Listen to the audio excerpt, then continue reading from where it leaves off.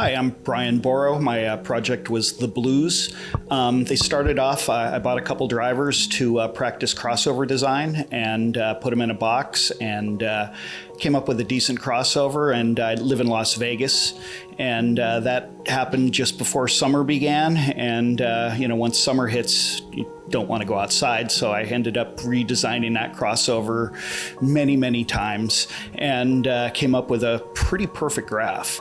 And but it was in a different box where the tweeter was offset, and people just couldn't get over the tweeter being offset. Every time I'd show a picture, they'd say, "Why is the tweeter offset?" So I decided to do a new box and make it gaudy. So I custom mixed the stain, made them in purple, and painted the front faceplate yellow to make it look even more gaudy and stand out at a competition.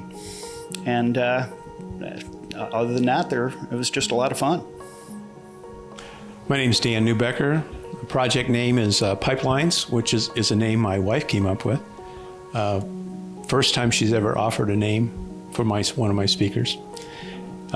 It's a passive three-way speaker, omnidirectional, combined with a dipole tweeter. The woofer sits on top of a PVC tube, and it's in a mass-loaded transmission line. Goes to about 45 hertz or so.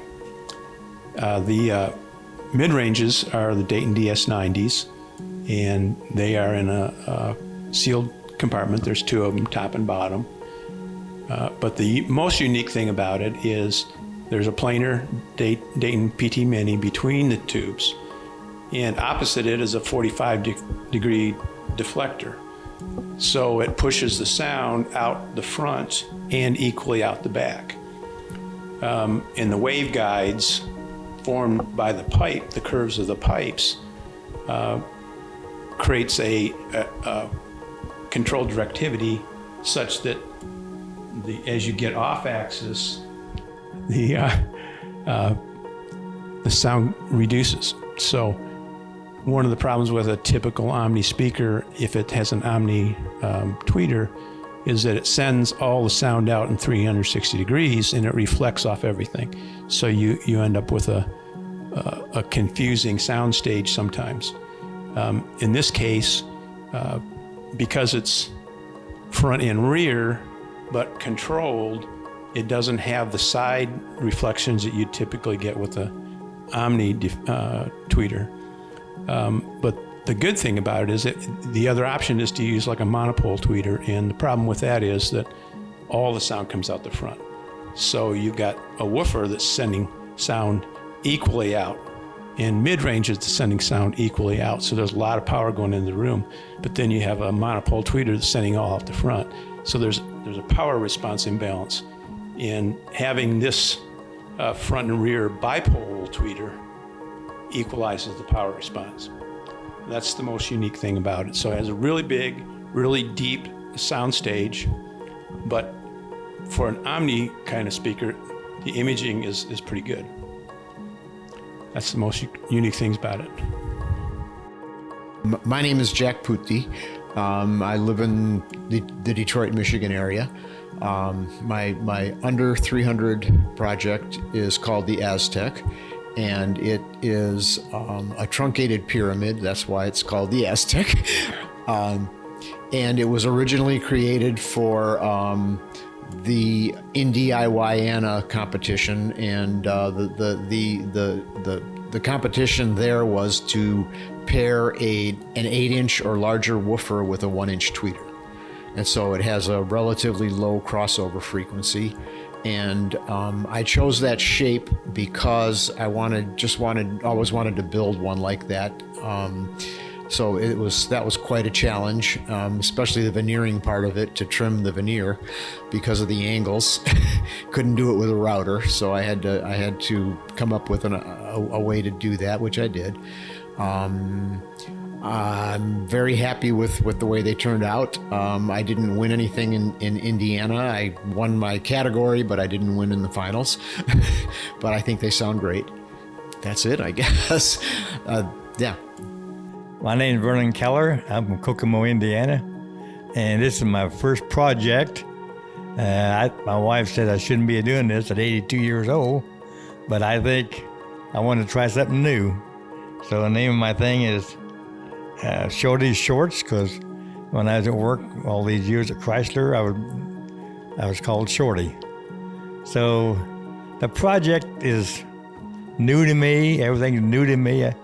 I come over here last year and saw what was going on, and my brother-in-law said, "You ought to try one." So I got me one together, and we made one, and I think it sounds pretty good. It's made out of butch plywood, and it's got tweeter, Morel's tweeter, and a mid-range is a Peerless, and the woofer is a Goodman, and crossover is Dayton, and it's the project I think was fun to do.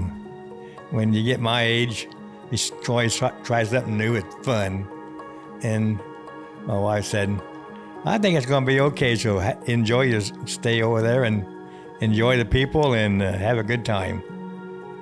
So that's all I got to say, and thank God that I'm here and I can do it.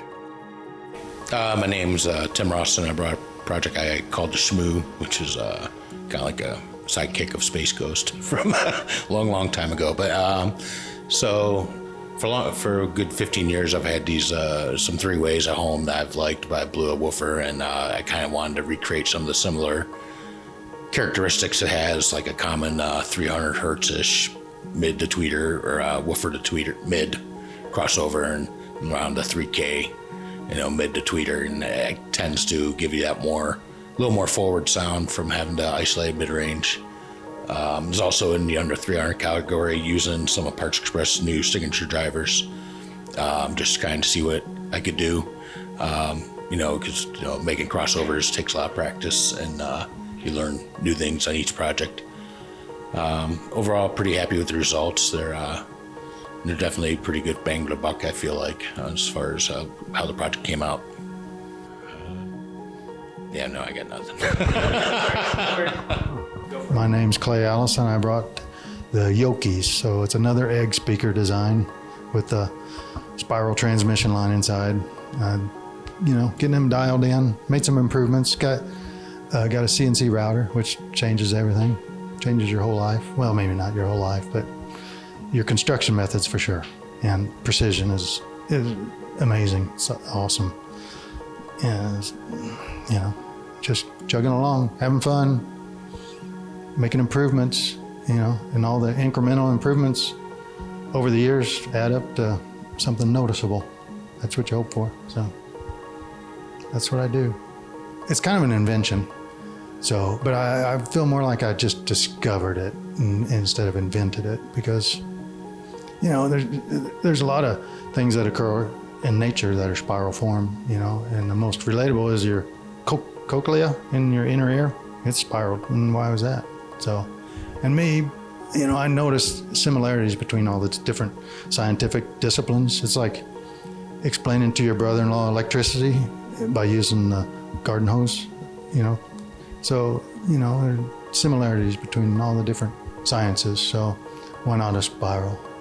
And it does make it more compact, which is nice, because, everybody's trying to make a little speaker sound big. That's what everybody's trying to do. And me too, I guess. But, there are some disadvantages to that when you get it too small, especially this transmission line. You put a little bit of fiber in there, just a handful of fiber stuffing, and it'll pretty much kill your bass response. So it's challenging. Yeah, edit that out, please. My wife might see this.